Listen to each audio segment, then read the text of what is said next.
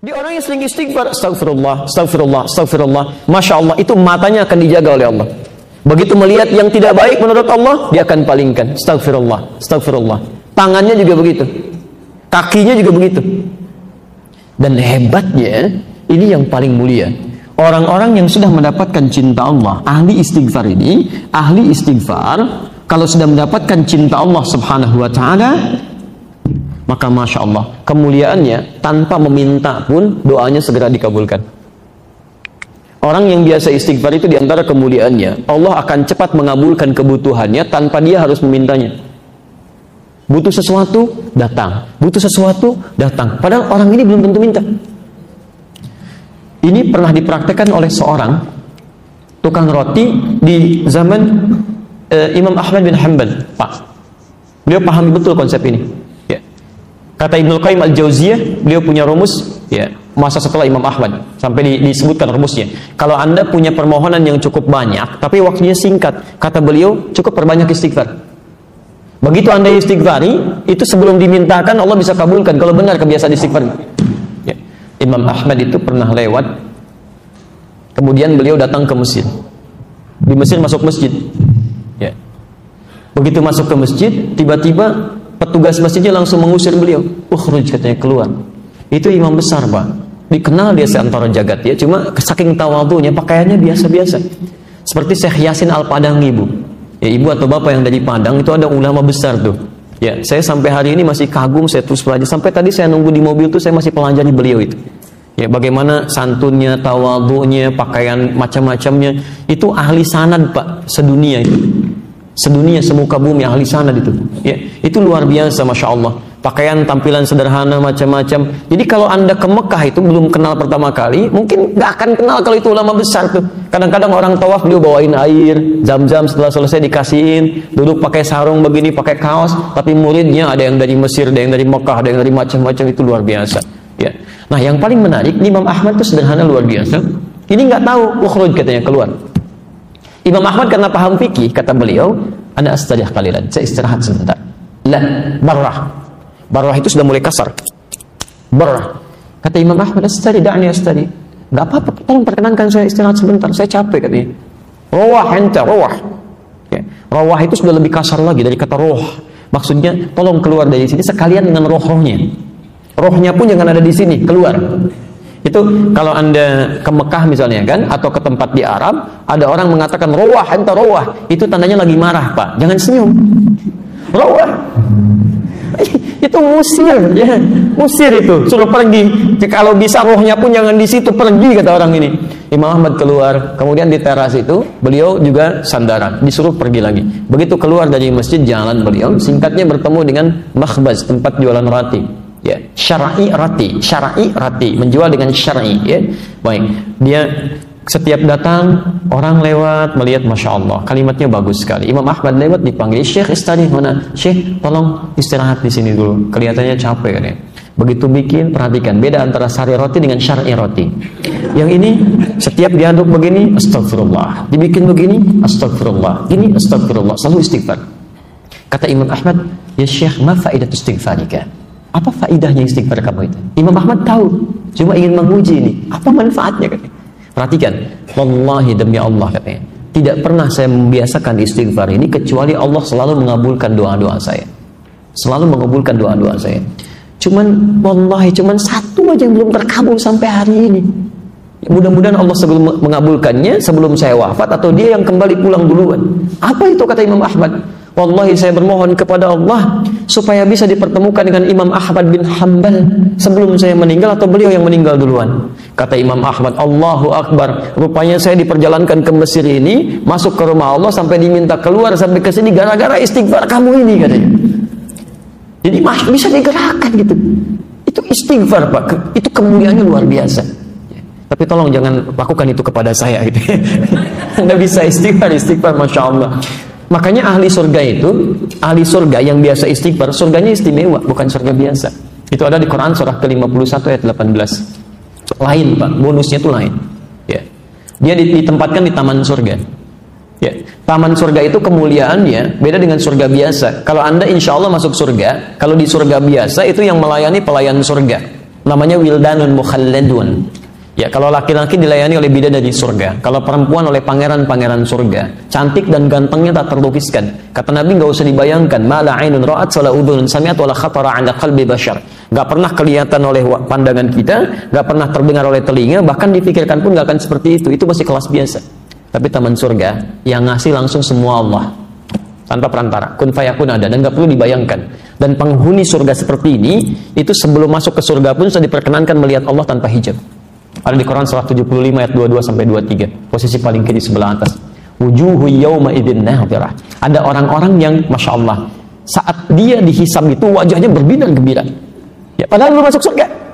Ya, ila rabbiha nadhirah, karena bisa melihat Allah tanpa hijab langsung seketika. Ya, nggak usah dibayangkan, nggak boleh. Tapi ada seketika.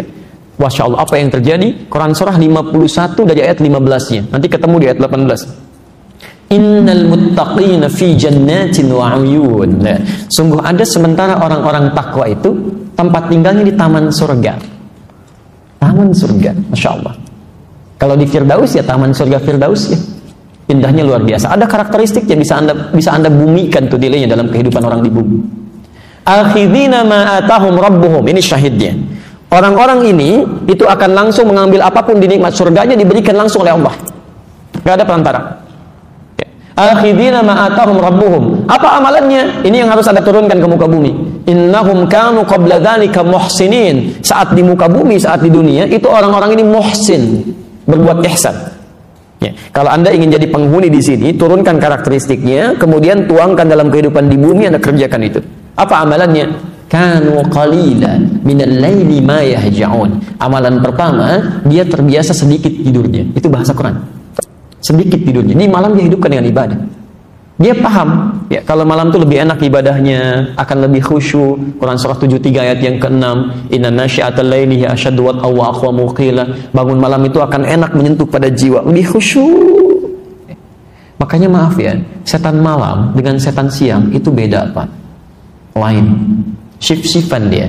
Setan siang tuh biasa, nggak usah terlalu banyak tenaganya, tiup dikit udah pada nggak sholat tuh. Ya.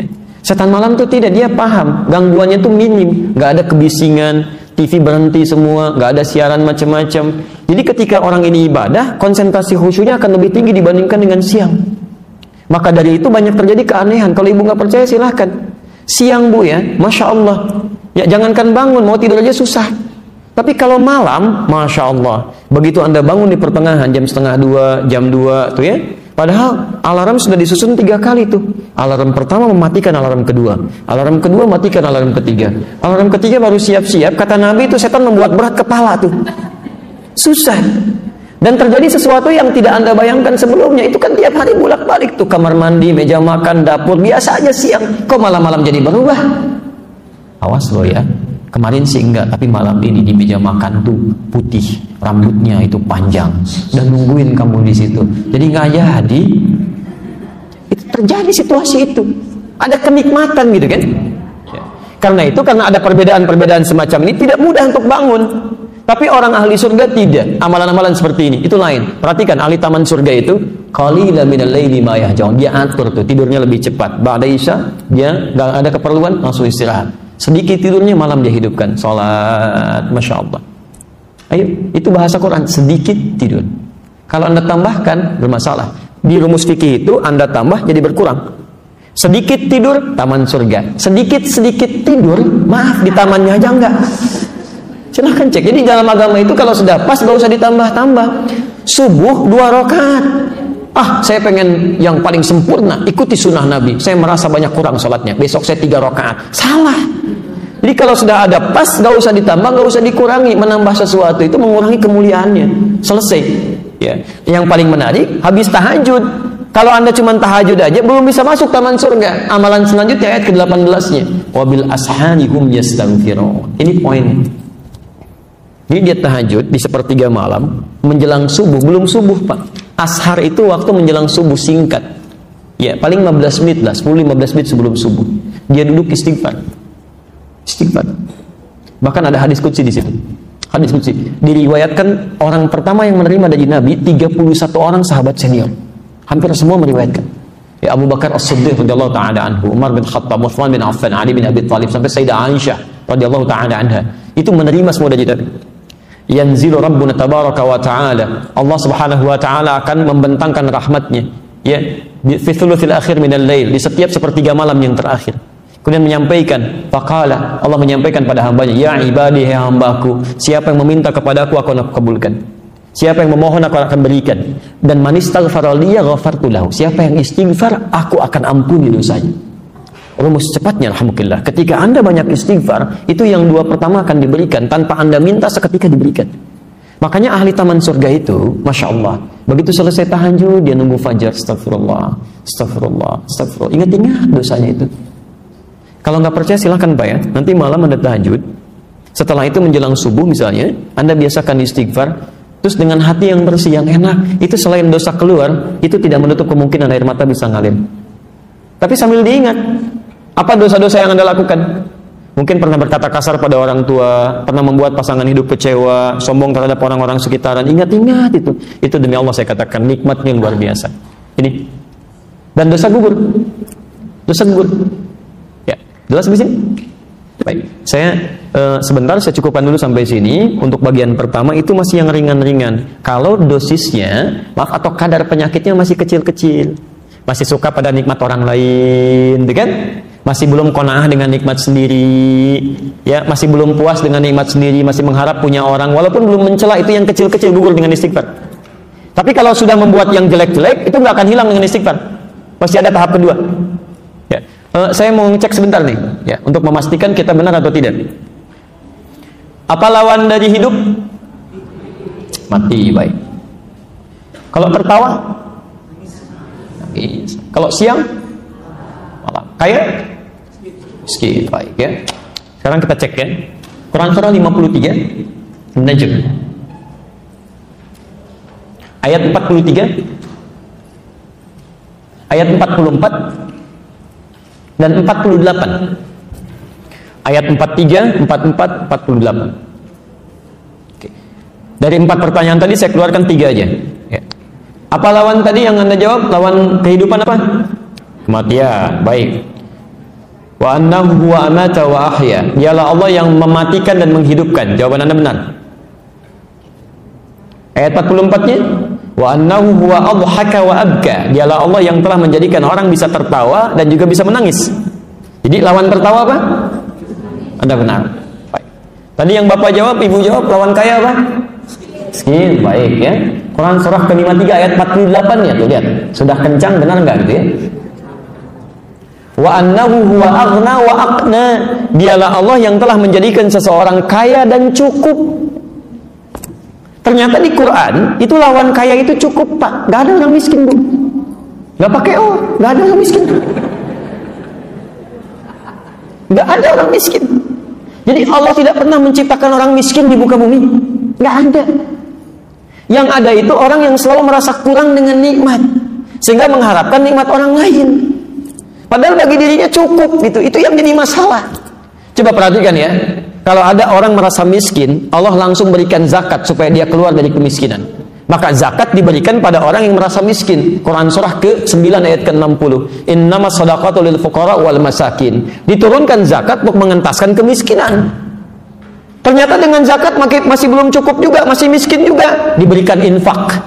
Quran surah kedua Al-Baqarah ayat 215, posisi paling kanan sebelah bawah. Yas'alunaka madza yunfiqun qul ma anfaqtum min khairin falil walidaini wal aqrabin wal yatama wal masakin. Untuk keluar dari kemiskinan. Kurang cukup juga, dikasih sedekah.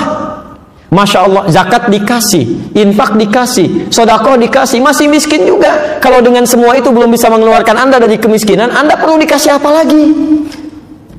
Jadi sebetulnya konsep itu keluar untuk mengeluarkan dari sesuatu yang dirasakan miskin.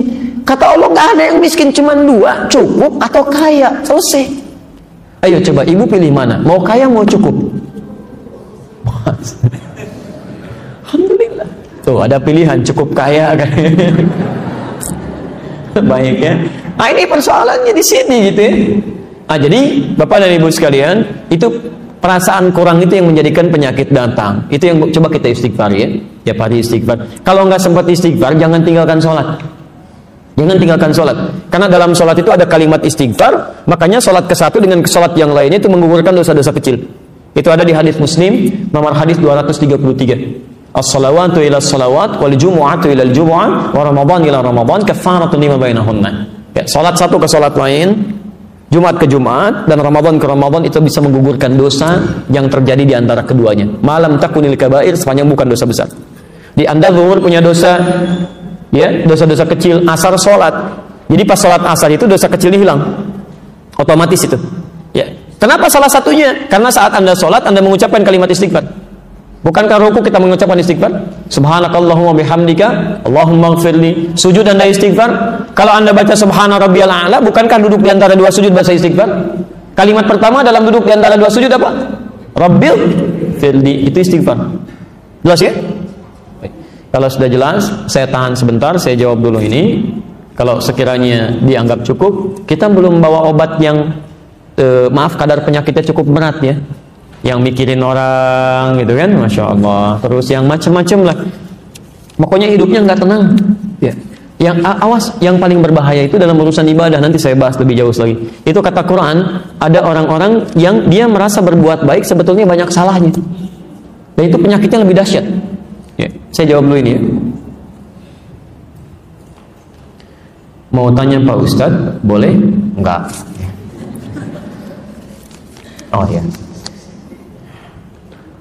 Boleh nggak jika nggak sholat malam tahajud tapi ikut sholat berjamaah subuh di masjid? Ya, bukankah pahalanya seperti sholat malam sepanjang malam? Masya Allah, luar biasa ya. Hitung-hitung pahala seperti ini. Wah, hitung-hitungannya pintar itu ya. Nanti kalau semua seperti ini, nggak ada yang haji dan umrah, karena sholat syuruk itu senilai haji dan umrah. Kosong itu Ka'bahnya dari orang Indonesia, Masya Allah. Ya, itu luar biasa. Baik. Kalau cuma mengukur pahala, memang betul sholat subuh berjamaah itu pahalanya juga tinggi. Ya, orang yang sholat subuh berjamaah di masjid dia tunaikan, bukan cuma mendapatkan seperti ini, bahkan lebih daripada dunia dan seisinya, baru sholat sunnahnya saja. Ya, misalnya di hadis Muslim yang semacam ini, di hadis Muslim hadis 724 sampai 729. Dimulai dari sholat sunnahnya dulu. Raka'atul fajri khairun minad dunya wa ma fiha. 2 rakaat sebelum fajar itu berapa pahalanya? Tuh, sudah salah lagi. Bukan dunia dan seisinya, lebih baik. Kalau lebih itu berarti lebih, bukan pas. Lebih dari, berarti dunia dan seisinya pun itu masih ya. Dan kalau Anda bisa tunaikan sholat fardunya, Masya Allah, itu mempercepat ke surga, diberikan pahala berlipat. Dan seperti halnya sholat malam kalau berjamaah tanpa putus. Tanpa putus. Itu maksudnya bukan sholat malamnya, tapi meraih pahalanya semisal itu.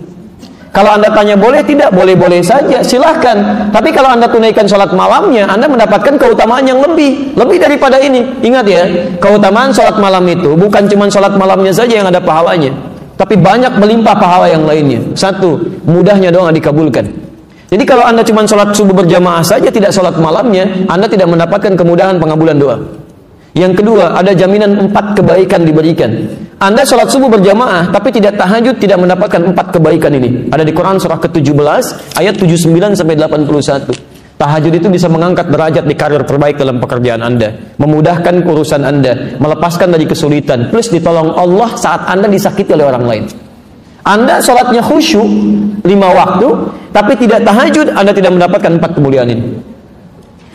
Yang selanjutnya, ahli tahajud itu ahli taman surga. Anda khusyuk sholat fardunya, Anda tidak tahajud, Anda nggak akan masuk ke taman surga. Ya, tingkat yang paling indahnya. Yang selanjutnya, ahli tahajud itu dekat dengan Nabi. Ya, maaf, dekat dengan Nabi. Nabi aja tahajud, Nabi, Rasul dijamin masuk surga, masih tahajud. Anda bukan Nabi, bukan Rasul, Masya Allah gitu kan. Baik, Allahumma sayyiban nafi'an. Boleh ikuti saya? Allahumma, ulangi, Allahumma sayyiban nafi'an. Itu doa turun hujan ini.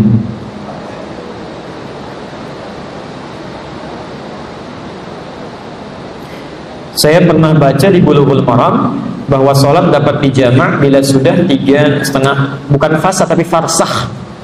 Farsah itu hitungan jarak ya, hitungan jarak dalam bahasa Arab. Bukan 6 kilo. Dari mana dapatnya 6 kilo ini? 3 farsah itu bukan 6 kilo, 80 kilometer. Ya, 80 kilometer. Ya. Karena satu farsahnya saja itu kisaran 27,5 kilo satu farsah. Tapi kalau 3 farsah berapa? Ya itu kisaran 80 kilo, 80 sampai 82 kilometer ya. Apakah bisa dilakukan? Betul, tapi hati-hati. Cara membaca hadis itu bukan seperti membaca terjemahan begitu, maknanya begitu, tidak. Ada maknanya. Ya. Dalam ilmu fikih itu begini, kalau ada kalimat hadis mengandung makna hukum, maka dibacanya harus baca teori hukum. Harus menggunakan teori hukum. Ya. Dalam bahasa Indonesia saja kalimat hukum beda dengan kalimat biasa. Lain. Apalagi dalam hadis. Nah, kalimat hukum ini mengandung ilat itu sebab hukumnya. Ya, sekarang begini, kalau Anda baca misalnya kalimat standarnya, perjalanan 3 farsah sekitar 80 km misalnya, itu membolehkan sholat di jamaah. Tapi dalam ilat, sebab hukum dalam fikih, Anda mesti lihat yang ditempuh oleh Nabi dalam jarak 80 km per jam itu perjalanan seperti apa? Apa persamaannya? Pakai kemudian hukum kias, dianalogikan dengan kita sekarang. Kita coba persepsikan dengan keadaan yang sama. Maaf, kalau zaman Nabi ada kendaraannya apa? Unta. Baik. Pernah naik unta, Pak? Belum. Baik. Unta itu berapa sih kecepatannya? Baik, 30 km per jam. 60 paling cepat kilometer per jam. Itu kalau lagi senang. Unta tuh. Tapi unta itu hewan yang unik, Bu. Gimana moodnya aja tuh. Itu gimana moodnya itu. Makanya disebutkan di Quran punya keistimewaan khusus.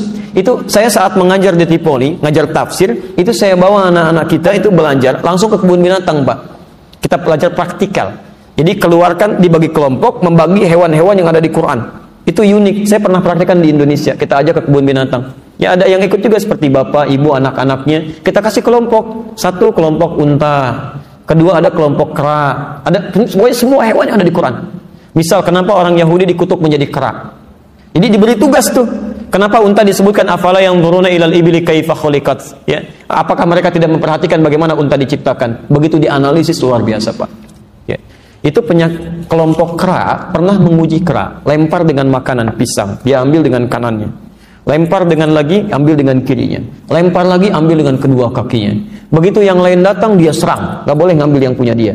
Tapi kalau dia sudah bosan, dia akan masuk ke daerah yang lainnya, dia acak-acak yang lainnya, dan dia keluarkan dari situ. Mirip-mirip seperti yang sekarang.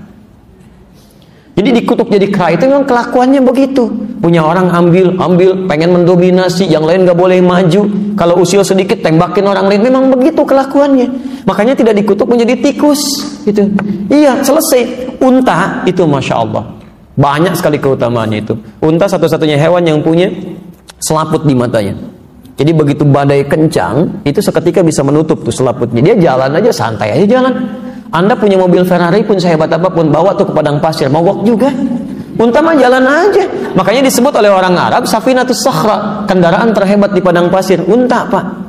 Cuman jangan salah, unta itu bagaimana moodnya. Kalau tuannya bagus, dia akan melayani dengan baik. Tapi kalau tuannya menjengkelkan, dia akan bersikap yang sama.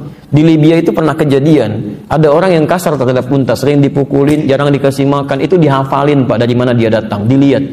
Begitu malam dia keluar dari sarangnya, dari sangkarnya, dari tempat dia, kemudian dia buka, dia injak-injak sampai meninggal tuannya. Kejadian. Tapi kalau dalam urusan jalan, itu moodnya gimana dia aja. Begitu kencang, begitu santai, kadang tuannya dilihatin begini, jalan gitu ya. Berapa kilometer per jam? 10 km, 20 km per jam. Makanya orang Arab itu punya syair khusus, Pak. Ada 16 rumus di ilmu arud, disebut dengan bahar. Itu diantaranya bagaimana membuat unta bisa cepat jalan dan lambat jalan. Kalau mau lambat, nama rumusnya tawil namanya, bahar tawil. Ya. Kifa nabki min dzikr habibin wa manzili bi saqtil wa bainad dakhuli fahamali fa'ulun mafa'ilun fa'ulun mafa'ilu fa'ulun mafa'ilun fa'ulun mafa'ilu. Jalannya santai, lihat ke atas begini, jalan lagi. Tapi kalau pengen dia cepat pakai rajaz.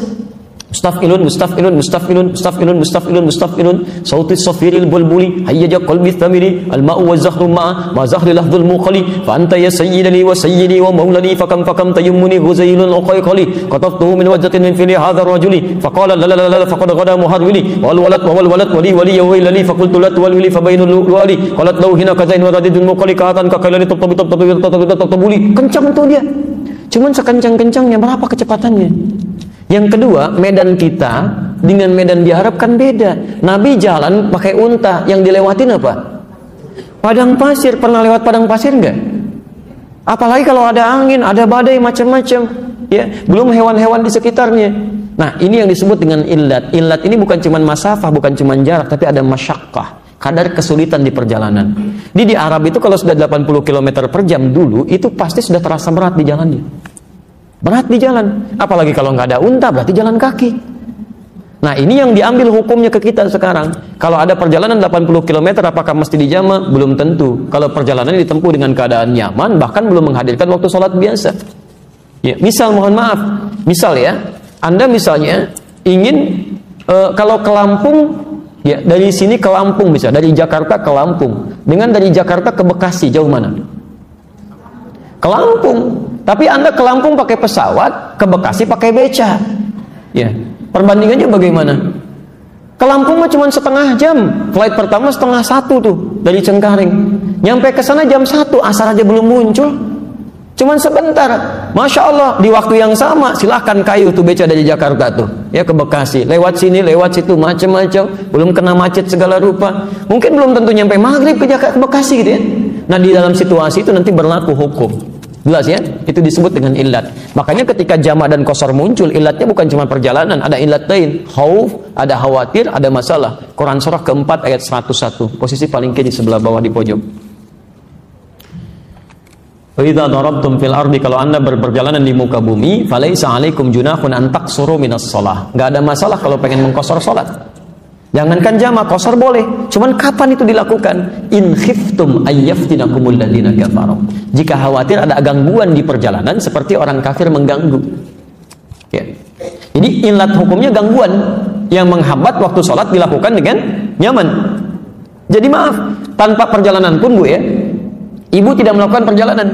Tapi misalnya Anda punya profesi yang menentukan maslahat bagi umat, yang kalaupun nggak di jalan itu akan berdampak pada maslahat. Ya, dokter ingin melakukan tindakan, dimulainya jam 1, diprediksi itu tindakan sampai maghrib Bu, Pak, sampai maghrib.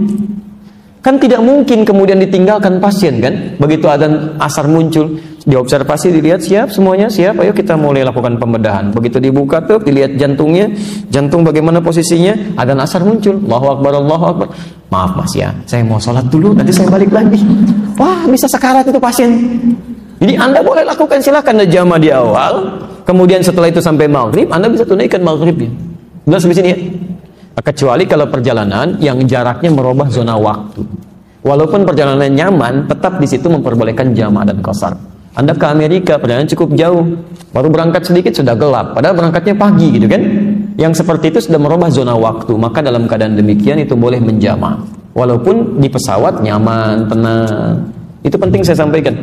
Karena dulu ada salah seorang presiden Indonesia, di Indonesia, saya pernah amati dulu ya, tapi saya nggak usah nyebut nama ya, nggak usah nyebut nama. Cuman sebelum era Pak Jokowi, itu pernah melakukan perjalanan, itu konferensi pers waktu Ramadan. Ya, kami alhamdulillah telah melakukan puasa singkat ya, puasa singkat. Jadi sedang jalan jauh, tiba-tiba di satu negara buka, karena di sana sudah masuk maghrib. Terus lewat lagi negara, Masya Allah sudah subuh kan, pagi puasa lagi, jalan enak banget, paling cuma berapa jam. Kalau begitu orang kaya putar-putar dunia aja tuh ya, paling 10 hari udah beres tuh, 30 hari puasa gitu. Nah, jadi nggak bisa yang seperti itu. Tetap yang seperti itu mesti dilakukan qadha untuk puasanya, dan dia boleh rukhsah untuk berbuka, sama hukumnya dengan puasanya. Masih ada waktu? Mohon izin 5 menit lagi ya, nah, saya harus siapkan untuk yang selanjutnya. Apakah penyakit fisik itu diakibatkan dari dosa yang pernah kita perbuat? Bisa iya, bisa tidak. Bisa iya, bisa tidak. Ya. Saya mulai dari yang tidak dulu. Maaf, Nabi Ayub misalnya. Kenal Nabi Ayub Bu? Gimana kenalnya? Masya Allah. Suka agak bingung ya kadang-kadang. Udah semakin sore. Baik, Nabi Ayub itu punya dosa apa? Nabi, Rasul, ibadahnya rajin, dekat dengan Allah, diuji dengan penyakit, sakit. Jadi jangan disimpulkan setiap penyakit itu pasti punya dosa, belum tentu. Ya, tapi diuji dengan penyakit dan beliau sabar. Ya, kadang-kadang di antara penyakit itu ujian untuk meningkatkan ketaatan kita kepada Allah.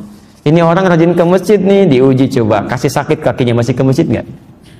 Masya Allah. Dan tidak sedikit orang masih berangkat gitu, itu ujian. Tampilkan, sepanjang masih ada, saya lakukan. Abdullah bin Abi Umi Maktum, itu matanya nggak bisa lihat Pak, buta. Jarak rumah sekitar 500 meter lah dari masjid, ya sampai 1 kilo. Minta izin ke Nabi, ya Rasulullah, saya nggak punya penuntun, subuhnya agak susah, boleh nggak saya di rumah? Kata Nabi, atas ma'al adzan, kamu dengar adzan? Bala, ya. Madum kata ma'al adzan fa'adiyah fil masjid. Selama dengar adzan tunaikan di masjid. Beliau berusaha. Jadi tidak harus penyakit fisik itu selalu berkorelasi dengan dosa yang dilakukan, belum tentu.